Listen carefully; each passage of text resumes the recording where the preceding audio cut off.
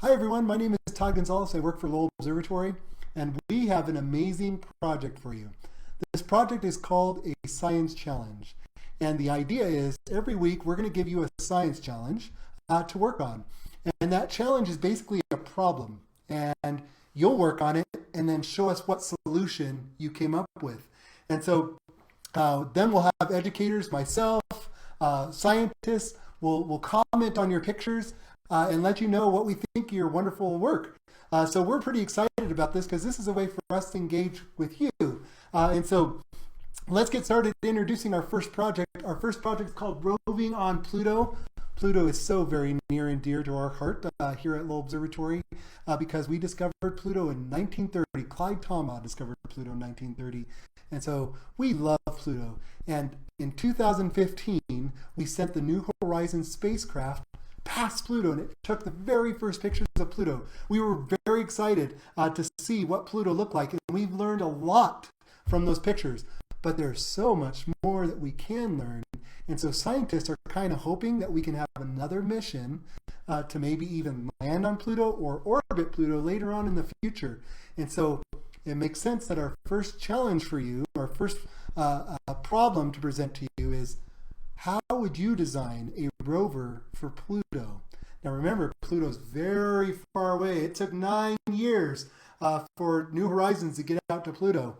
It also doesn't get very much sunlight, so it's pretty dark over there by Pluto, and it's really icy, and there's no atmosphere that we can use to slow down our craft with a parachute. We can't fly around with helicopter blades, so we really have to think about what our rover would look like. And so the first step I want you to do is I want you to gather materials from around the house. Now remember to ask your parents if you're going to use anything sharp or dangerous. Make sure you're checking with your parents before just gathering any supplies. So here's some of the supplies that I found.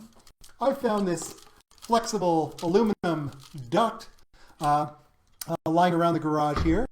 I found a lot of empty boxes. My family loves Pop-Tarts, and so we got some empty Pop-Tarts, some empty Jello boxes, some Fiber One bars. We got an empty box there, so we got a bunch of empty boxes. I also found some plastic cups, so I thought those could be really cool to put on my rover. I also got some empty paper tubes. We also have this weird sliding plastic thing.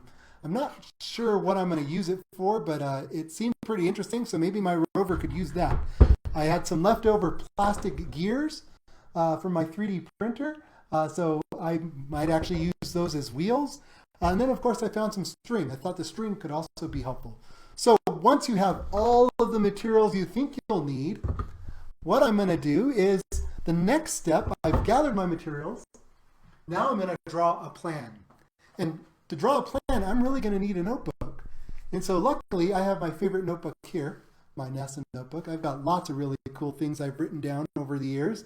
But I'm going to find a blank page and find a place to draw out what my rover is going to look like. I haven't started building it yet. I just got all the pieces here, and I'm going to build it.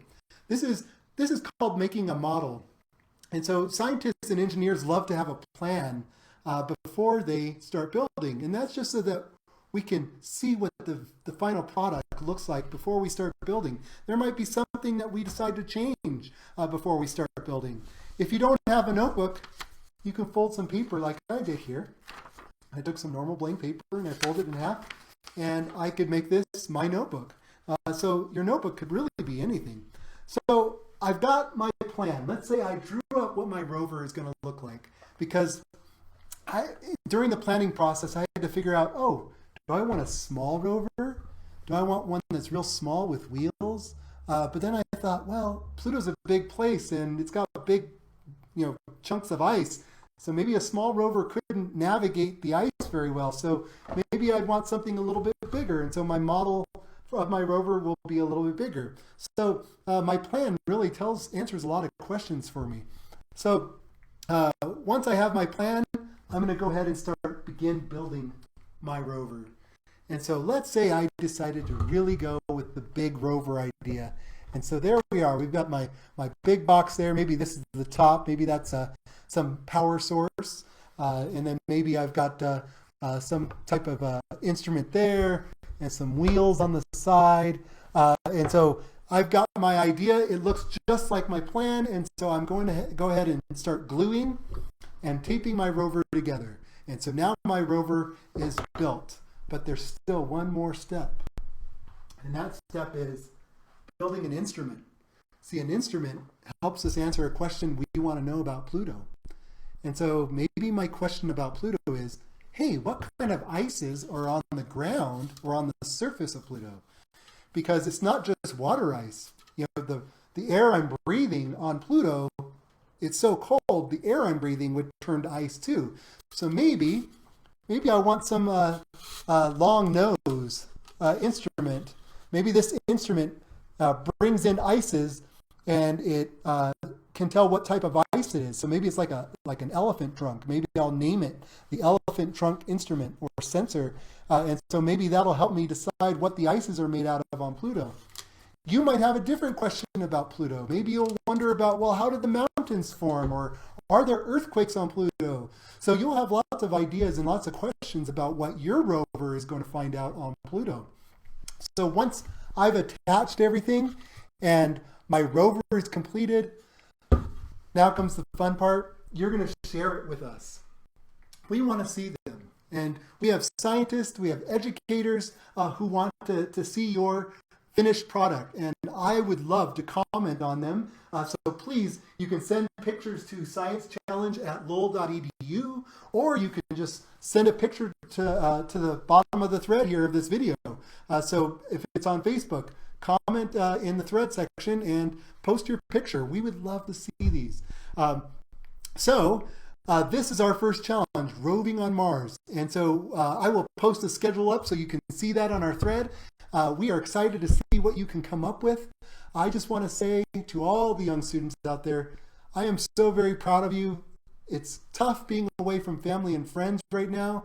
And so just keep up the great work. I'm very proud of you. Thank you very much. You guys are all my heroes. And so stay tuned, because we have lots of other projects that we're planning, some for young kids, some for older kids. So thank you very much, and I can't wait to see your projects.